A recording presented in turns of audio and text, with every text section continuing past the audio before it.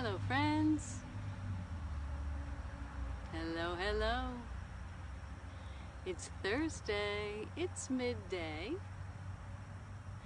So that means it's time for some midday mindfulness. My name is Christine. If you've never been here before, welcome, welcome, welcome. It's my delight to be with you. And if you've been here before, welcome back. I am delighted also. So just real quick, I am a holistic health coach, a yoga instructor, breathwork instructor, all-around proponent of peace. I also really love children's yoga, but it's not about me. This time that we spend together is my offering to you. Perhaps what I suggest or mention or encourage you to do here brings to your world, to your being, a deeper sense of peace. Maybe you get to press pause and just feel good in you. That would be mission accomplished. So, as I mentioned, we do this once a week. And the thing that we start with, always, is my buddy the Hoberman Sphere. You don't have to have one of these ever. You don't even have to lay eyes on one in the flesh. It's all good. But what works with this guy here is that oftentimes I'm told it's a helpful visual because we begin our visits together breathing 3 deep, long breaths down deep into the belly space, in and out through our nostrils. And oftentimes this is not how we have been breathing all day. So this helps, right? Because you can see it expand into the belly space and empty out. These are also known as diaphragmatic breaths. You can call it what you want. I like the colors. I like to have a little fun. Let's do our thing. So join me if you would. 3 deep breaths in and out through the nostrils, sending it down into your abdomen, and maybe seeing, feeling, experiencing something good from that. Let's try. Inhale, here we go. Inhale deeply. Fill up. And exhale it out. Forgot to tell you, you're welcome to make a sound while you do that. Inhale. Maybe this one's a little bigger, a little deeper. Possibly. And we're going to exhale it out. Third one. Third time's a charm. Let's go.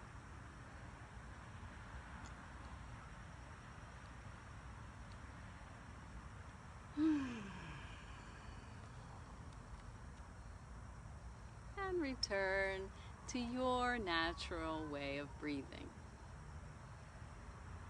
How do you feel? Did that help a little bit? Bring your energy down a notch? Just a little bit. That'd be cool.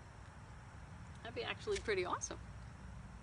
So if you've been here with me for the last couple of weeks, I made a commitment to you to walk my talk. I'm outside right now. I do hope that the wonderful landscaping folks don't show up in the next 15 minutes, but I don't know. Life, right? No one knows what's going to happen next. So here we are. I made a commitment to you to be outside because I was encouraging you to go ahead and be outside as much as possible for the beautiful benefit of vitamin D through your skin. So I was told 75 and sunny today. Not quite, but still I'm outside. Still, I am joyfully receiving the benefits of being in nature, and maybe I'm getting some vitamin D too. Not sure. It's all good. The topic, dear friends, for today is grounding. So as you can see, I am sitting on the ground. This season, you and I know it as fall, autumn, all that. In yoga, it's Vata season. Means the same thing. And as you know, it's breezy, It's dry, the leaves swirl. There's a lot of motion in nature right now. And sometimes we can struggle a little bit to feel stable and firm in our foundation in this time. And therefore, I've decided to talk about that and perhaps offer a few things that will assist you in feeling more grounded. Or if you don't like that phrase, that's cool. Firm, established, stable. It can also equate to I got this, I'm good, right? You get what I mean there, I think. I hope. Yeah. So always I do what I can to bring you a few habits and practices that might help you improve your feelings of groundedness, of stability, of firmness in your personal foundation. So if you feel like life has knocked you off a little bit or big bit, it'll always help.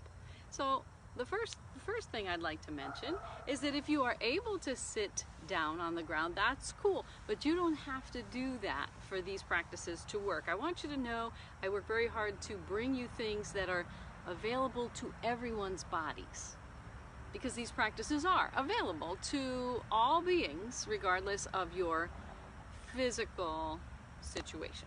So, peace fingers. I love peace fingers. Yes, I do. So you can sit on the ground, on a chair, perfectly good, and maybe on a step where your feet are on the ground. I don't know. You'll figure it out. You'll feel it in your own self. With your peace fingers, you can simply extend your arms down and touch the earth. If that's not available, you can touch the floor. If that's not available, you can touch the chair. And if that's not available, you can put these same fingers pushing into your thigh bones. And you're like, well, why the thigh bones? They're your biggest bones. So they're the most stable bones, right? It's a big piece of bone, not like your vertebra, spectacular, but lots of little pieces, right? We want something big and stable to be supporting us. So your fingers can be there, holding onto your chair, and simply breathe affirmations of stability. Right? So what would make you feel a little bit better in this moment? Maybe I am well. I am calm. I am whole. Or just simply peace. And that's all. And you just touch that which is stable. Peace fingers and lots of leaves.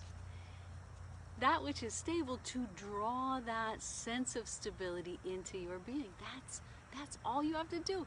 Really, Chris, is it that simple and it's going to help? You don't have to believe me. Give it a try. Being still. Feeling the firmness of the foundation beneath you. Feeling grounded. Stable. Solid is another great word. I'm solid. I got this. All is well.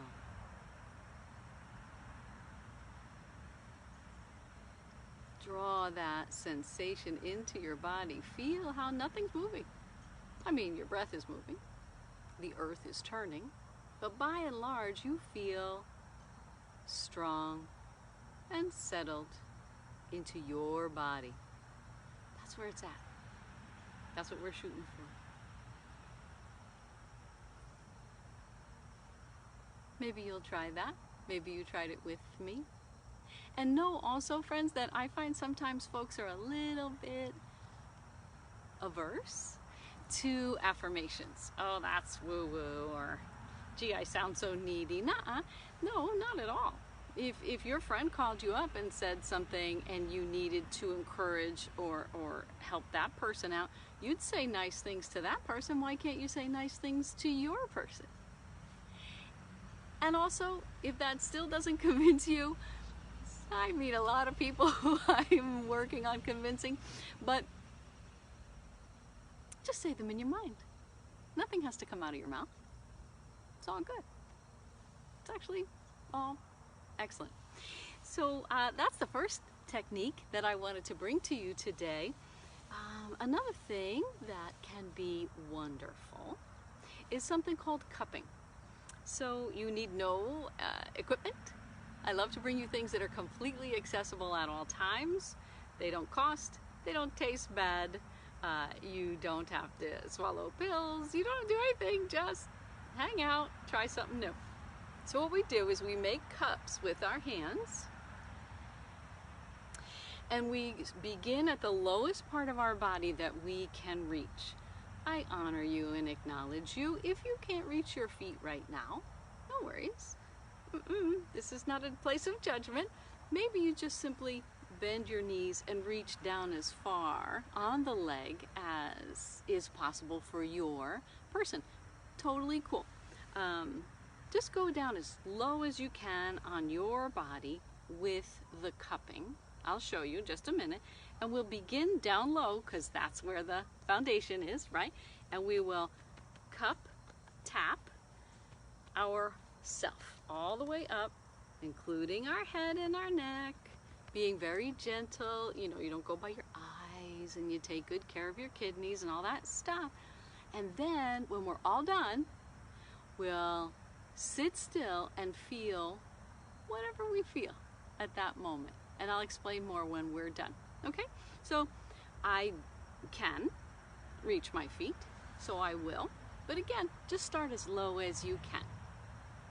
And if you're in work or in the car or something, no worries. Do this part later. But give it a try. You might love it. My yoga students think it's great. Cupping, down low. Here we go.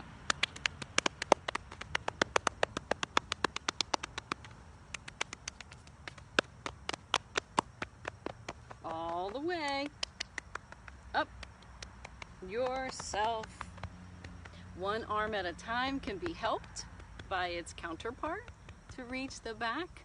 Lean forward, very gentle to the kidneys, but still cupping. Okay? Head, neck, heart space, cheeks. Come on down. Oh. Now, if you would, after you experience cupping from the bottom up, sit still for a sec. Do a little scan of your whole person. What do you feel? The aim of the game, which maybe happened for you today, maybe not, is to bring about a sense of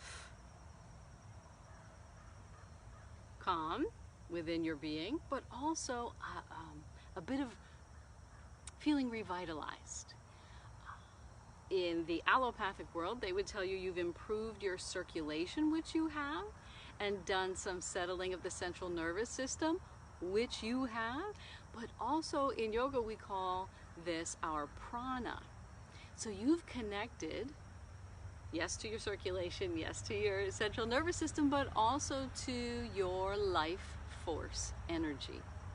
And when that circulation prana is flowing through you without being impeded, you're at your best.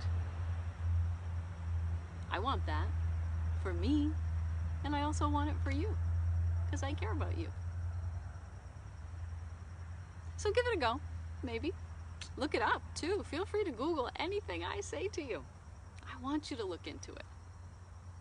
But if you don't have time, that's why I'm here to deliver it to you. So the last practice that I wanted to mention to you, or tool that I wanted to mention to you, is something called earthing. It can be called earthing, it can be called grounding. pretty much the same thing. So as you can see, I am sitting directly, well, I have a little blanket because it was damp and stuff, but I'm down on the earth. And the National Institute of Health, Google it, not kidding, studied and reported the benefits of.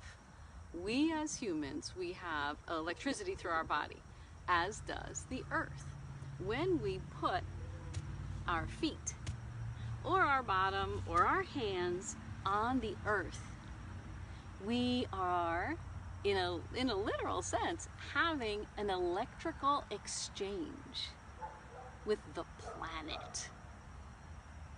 Hold on, really? Yes, there are folks whose physical health is really in jeopardy, and docs kind of didn't know what to do. And they were, excuse me, I apologize for that, and they were prescribed earthing. So you've heard people say, oh, there's nothing like the feeling of walking on the beach barefoot. Yeah, you're earthing at that point in time. You are having an exchange with the planet that you inhabit. A measurable one, an electrical one. I'm not making it up. Go ahead and give it a Google. National Institute of Health, earthing, benefits, yep. So folks, if you would consider, especially on a day where it's 70 or more or less, whatever you can do what you can to bring yourself to the solid spaces of earth and hang out there. Maybe even with bare feet. Maybe you sit on the earth. Try it.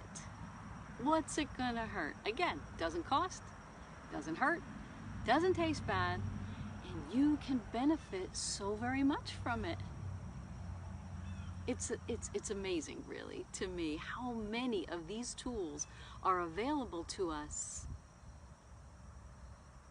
Just available. You don't have to get a prescription. It's pretty amazing. So I really want to encourage you, yes, be outside for vitamin D. Make contact with the earth. If you're uncomfortable, maybe you have a thing, you don't like bugs or something, you don't want to be all the way down here, put your chair near a tree and just hang out. Lean on it. That's kind of cool too, right? I just invite you to look for opportunities in nature, especially before it gets freezing cold here where I live, to bring yourself to a greater sense of connectedness with the environment around you. It serves you in terms of your health and well-being, in terms of your peacefulness. You have so much power. I'm just here to remind you of it. If you would, my friends, if you have found this visit together as a benefit to you, I encourage you, I invite you to take this video and share it far and wide. If you have one friend that you think it'll help, if you have a group that you think it'll help, I am not here to draw anything from you. In fact, this is truly and honestly, from the bottom of my heart, a gift of peace and love from me to you. Because I can and I want to. And you deserve it. You deserve support from your fellow humans. And so that's what I showed up here today to do. And if you have special requests for topics you'd like me to cover, shoot me a little message. If something I've done has touched your heart and you wish to say that to me, wonderful. So please, dear friends, as I say goodbye to you for now, know that you are supported and you are cared for, and you are valued. You are a valuable individual. And you have power that you may have forgotten about. And I will, to the best of my ability, continue to show up here on Thursdays at midday and remind you. So until we meet again, dear ones, I'm sending you peace and love and compassion and grounding from my buddy Mother Nature and from me, so that you may have a wonderful day and a wonderful week, or even a marginally improved day or week. I'll take that. And I'll do what I can to see you next time. I wish you peace and joy until then. Thank you so much for sharing your precious time with me. I'll see you next time. Bye for now.